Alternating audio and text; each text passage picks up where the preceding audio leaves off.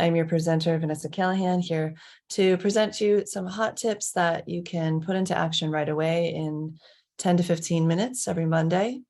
So mark your calendar for noon Pacific on Mondays for more of these tips. And next week we do have an Ask Me Anything.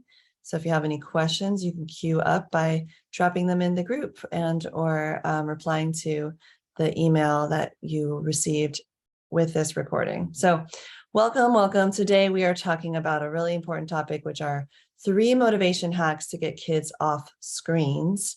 And I'd love to just start out by asking you, like, how many of you have ever struggled to get your child off of a screen? One hand, 2 hands, all the hands and feet up, right? This is a time where sometimes we get to see our kids at their best or sometimes at their worst. It's also a time where we can see ourselves at our best and ourselves at our worst, because we know that screens are a part of life now. It's not something that is going away. They're here to stay, whether it's a phone, an iPad, a TV, or just even the billboards we're driving by on the freeway. And we know that screens can alter brain activity and change the way that we think and feel, and have a very wide variety of content. Pretty much anything you could ever see or think of has been created and put up on a screen. And we also know that, a certain amount of screen time seems to be the right sort of balance to strike between kids having time IRL, like in real life. That's why this acronym even exists, outside of that virtual reality that's constructed through screen time. First of all, I want to just say a couple of things around screen time, which is that I'm not in the camp of no screens never. And I'm also not in the camp of letting your kids have as much time on screens as you want. I think that every child at every age and stage of development needs something different. And also every family system needs something different. What it could look like in one household to the next can be different.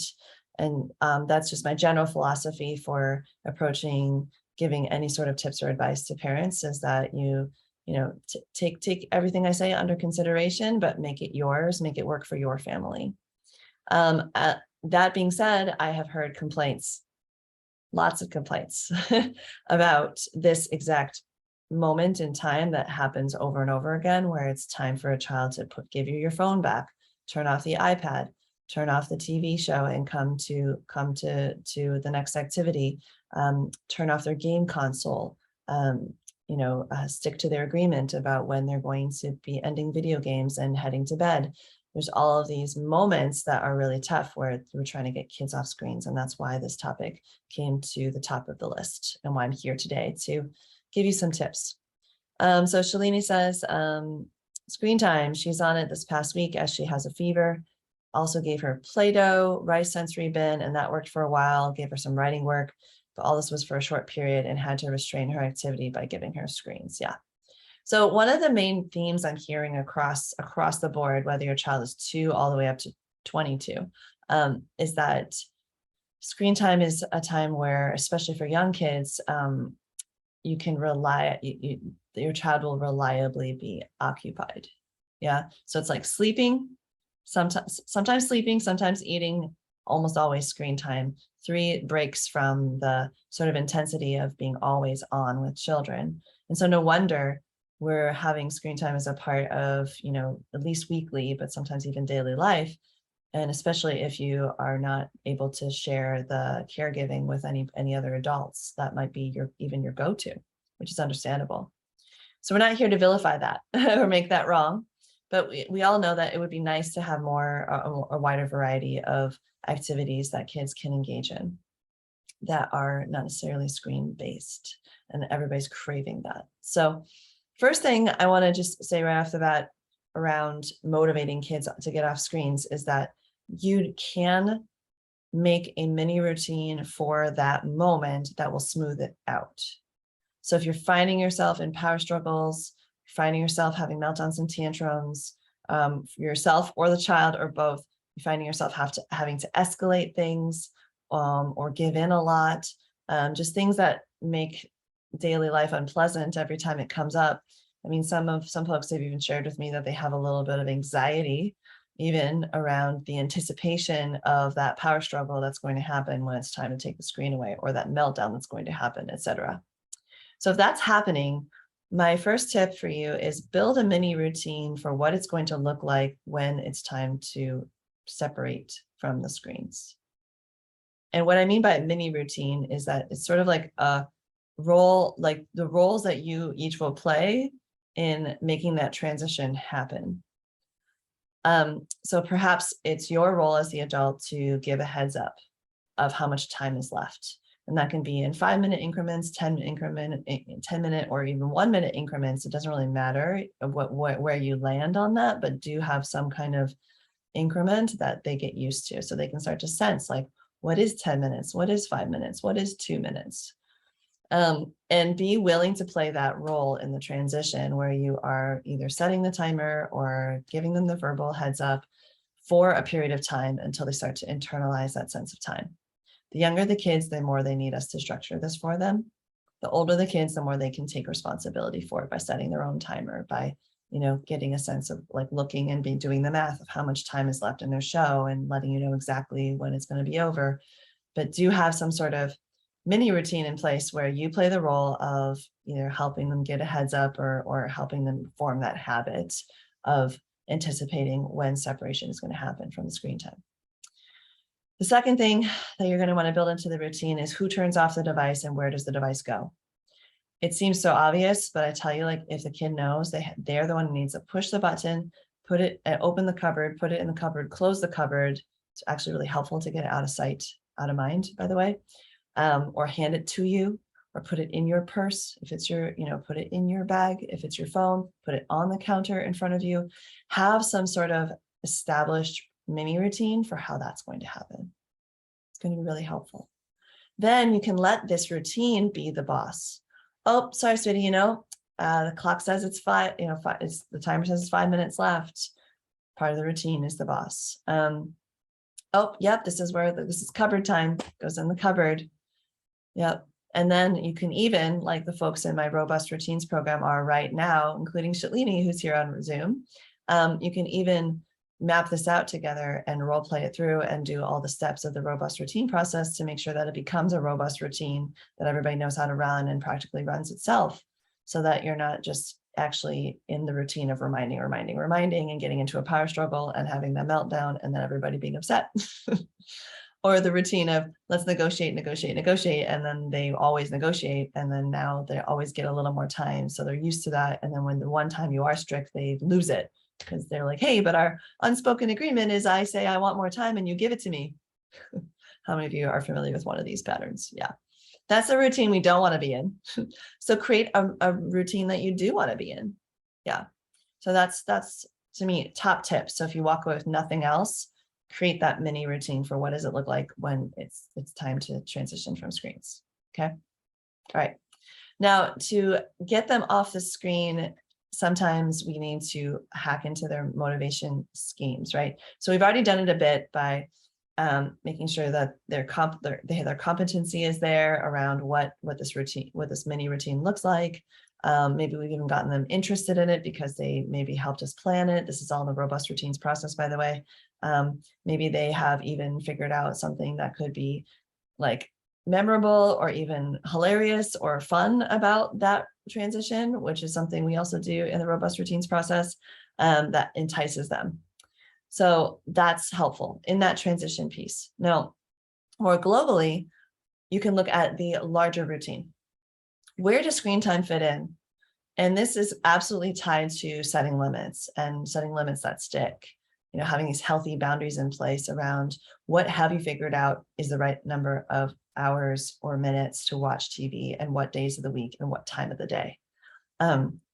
Every family has their set point, and then it moves like 6 months later, and then 6 months later, and 6 months later. So be used to the idea that you're going to be searching for that healthy equilibrium and that balance, and you're going to want to enlist your child in this investigation.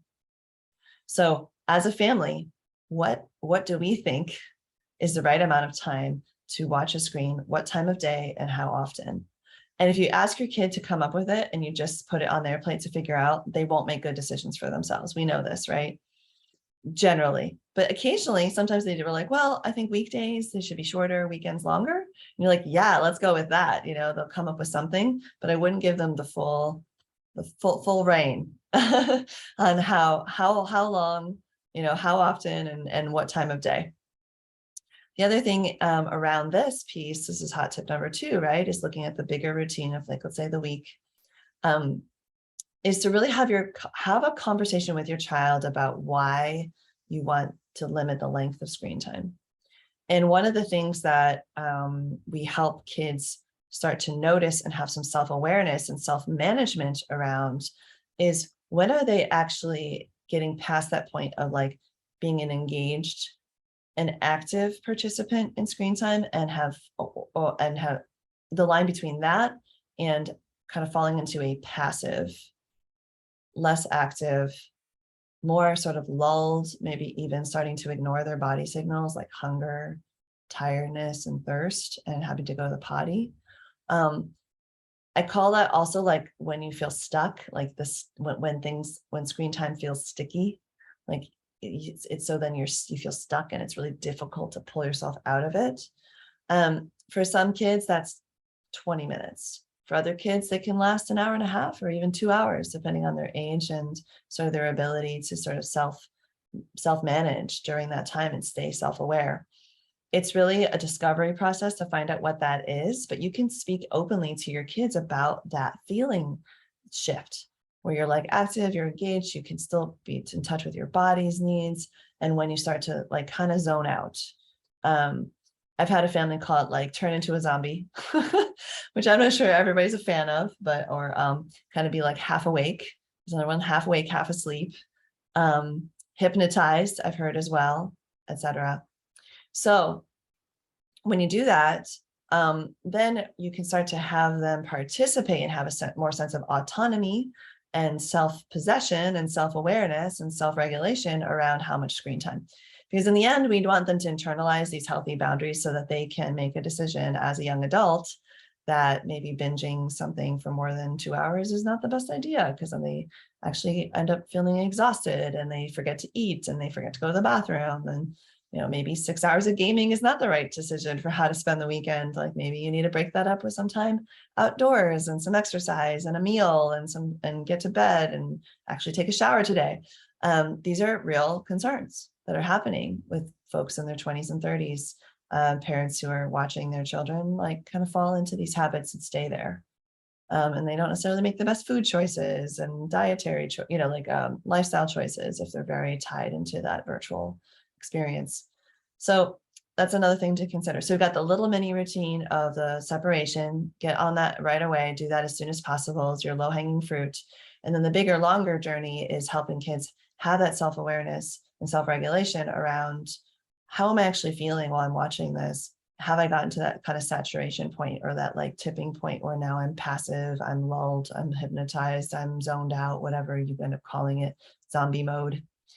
And help them recognize that and start establishing some boundaries around the time based on that data. Kids really appreciate it when rules don't feel arbitrary, and they'll push back on them anyway, but in the end, they'll respect you for it. So, I've noticed that after 45 minutes, you stop paying attention to needing to go potty, you stop paying attention to whether or not you're hungry, you start to have that glazed over look, and it just seems like it's no longer healthy. So we're going to limit screen time to 45 minutes at a time until, for the next, for the rest of the school year or until the end of the year. And then, maybe after vacation, we can reassess, or heading into the winter break, like give it a period of time. Okay. All right. Now, third thing, hi, Ta, nice to have you back. I know you're here last week, so you're back for more. Yay, good job, you and Shalini both. Shalini is also adding in, before I give my third tip, that changing the tone of the voice can also help. Sweet and soothing voice and acknowledging her struggle at every step helped her to get her to follow the routine despite the initial resistance. Yeah, there's something about like sympathizing with the fact that and this is something I spoke to last week around transitions, right? It was like acknowledging that transitions are not easy, and transitioning from like literally an alternatively constructed reality of this virtual world that they've immersed themselves in. Like the brain doesn't necessarily know the difference necessarily between something that we're consuming like through media and something we're actually experiencing. And so they really are somewhere else. They're in the world of their imagination with these characters, with the scenario, with this, thing that they're engaging with, whether it's a game or a show or whatnot. So having some sympathy for transitioning away from that to something else, being challenging is always on the table. And we don't need to make it wrong if they're not able to snap from one to the next. We can build in some transition time. Shalini adds, good positive parental energy works better than agitated and irritated tone, which can equal more resistance for the child. I call that giving the child something to push back on. Like the best way to create a power struggle is going, and then there's something to push back on, right? Like being so firm and so agitated and irritated that immediately the kid feels kind of put upon, and they will often mirror us and flip their little lid too and mirror our tone and mirror it. And next thing you know, we're just in this butting heads kind of push power struggle. Good. She likes she agrees talking without getting emotional helps to drive the point home. Staying calm while negotiating has worked. Yeah, good. Now, if you're the kind of parent who knows that even if you put in your best effort to stay calm and you still flip your lid, then there's something you can do about that. And we do have a special event that Shalini, by the way, you have 3 tickets to, so you can invite 2 friends. And for our Facebook group members, we'll have a special discount for this event coming up in December, where we're going to help you find your best fit calm down strategies for every family member. So you can be that calm parent no matter what is happening. So if your child starts to melt down or starts to push back, you don't end up mirroring them. Yeah. And it's like a win-win together. And that way you can get through that tough part where you have to kind of push through and establish the boundary. Shalini says, yes, there's pushback initially for reinforcing boundaries or following routine, but then she has said, Mama, I love you so much for taking care of me. Eventually they love the routines. It's so true. Yeah. So those are 2 routine-based ways to get kids off screens, right? So you have those healthy boundaries built in, but it's in this very responsive, sort of intelligently designed way where you really help them notice what they can handle and what they can't, and stay on the other side of that line together and be willing to adjust it as they grow older, as they become more self-aware and have more emotional intelligence and more resilience and can start to make choices on their own. Yeah. Oftentimes that's not really, I would have to say, until age 9, 10. And even then we have to help our kids all the way through preteen years, even in teen years. So it continues, but what you can start to see when you start earlier on, or if you're kind of backfilling, if you have older children, I know Ty, you have several, right? Several kids. We can still catch them up to that self-awareness and help them actually notice and think about it. Usually they're not, kids don't spontaneously go, rarely, oh, it's giving me a headache sitting here for so long, and now I feel all grumpy. Like they don't necessarily put those, connect those dots or put those things together. So let's help them with that. Okay. All right. Last but not least, motivation hack for screens. Get them re-engaged in the real world, friends. We have all, especially when we were sheltering in place during the pandemic, especially when our social options were shut down, especially when a lot of spaces were closed off to us, we've relied on screens for entertainment and for learning and for all kinds of things. And we've actually kind of forgotten these things that bring us pleasure in the real world. And so what I challenge each of you to do is reintroduce or introduce something new every single week, 1 a week. Then after a year of that, or even 3 months, let's say 3 months, you've got 12 new things, or 12 re-inspired things that you can start to put on a list, especially after you've tried it. If it's enjoyable, that's another option. So then you can actually make a list of things we do when we're off screens, and make a list of them. If you have young ones, put little pictures of them. Even better yet, if you have the time, take a picture of them doing it. It goes really far because they'll have a flash of memory. Oh yeah, it was fun to kick the ball around outside. Yeah, let's go find that ball, right? Another thing you can do is also kind of look into your closets and kind of in your toy chest and stuff for anything that sort of you needed to kind of dust off and refresh, and put some life back into it. You can like bring out that deck of cards and play a different game than you've ever played, or maybe, yeah, play Candyland, Shoots and Ladders, something like that, but pretend to be grizzly bears while you do it. Like add in some spice, try something new with something old. It doesn't always need to be a bright new shiny object. Yeah. Also explore parks you haven't been to. Like go to a completely different nature area, completely different park than you've been to in a while, drive those extra 10 minutes, take that bus one extra stop, and just explore a new space in the real world. And we can get in ruts. How many of you know what I mean? Yeah. And kids like consistency, they like familiarity, but then sometimes what they're craving for through their experience with screens is novelty, because they'll watch the next episode, something new happens, a new part of the game, a new land opens, a new level, right? And if they're not getting that in the real world, then no wonder they turn to screens for those experiences, right? So be willing to bring in some creativity, change it up, add some variety. Last but not least, Shalini is going to close us out with another tip: allowing extra time for resistance and build it into the plan. Yeah, right. So that's a little bit of like giving that heads up, right? I would also say just like build in time for transition, something we're studying in a robust routines course. Yes. Last week, I even talked about it when we talked about why transitions are so hard. My top tip was treat the transition itself, including the resistance, as its own event. Don't expect to go back to back from this to that. Build in that 5 to 20 minutes for transitions, especially if you know it's going to be hard and there's going to be some resistance. So then here she's got, get the work done. So 15 minutes for bath and brush, plus another 5 to 10 minutes for resistance and talk time within that activity. Really good. Nice. Can you tell Shalini's like an avid student ready to rock? She's great, and is benefiting from the 6-week course that she's in right now and she's about to dive deeper into today. Well, anyway, so folks, this is our top tips for today. I hope you've enjoyed them. And if you are somebody who's interested in considering, joining our year-long immersion, which covers all 7 pillars of raising resilient children, including routines, and or would like to explore, what it would be like to get some one-on-one support, please don't hesitate to hop on my calendar and book a complimentary consultation, and we'll take some time to really dig into what's going on with you. You'll have a chance to take a strengths quiz, specifically for parenting around the 7 pillars of raising resilient kids. And when you do that, we'll have a chance to sit down, go over your quiz results, and get you some tips that are specific to you right now. Like what area, if you were to focus on the most over the next coming weeks, would have the greatest impact on daily life. And that's my gift to you. And then in that process, you'll get a feel for what it's like to work with me. And if you decide that like, and trust me enough to consider hopping into one of our programs, then we can talk about that next. So I'm going to find that link and pop it up here in just a moment. Other than that, go ahead and drop any notes you have in the chat, especially takeaways. Something that you learned today is always so helpful here on Zoom or on the Facebook group or on YouTube. This video is always posted in our group for the following weeks after, because it's streaming live and recorded right now. And then we also put it in our YouTube channel. So for those of you who are looking for more top tips like this, you can feel free to go ahead and check all that out. All right, friends. So good to be with you. Glad we had a chance to be together today.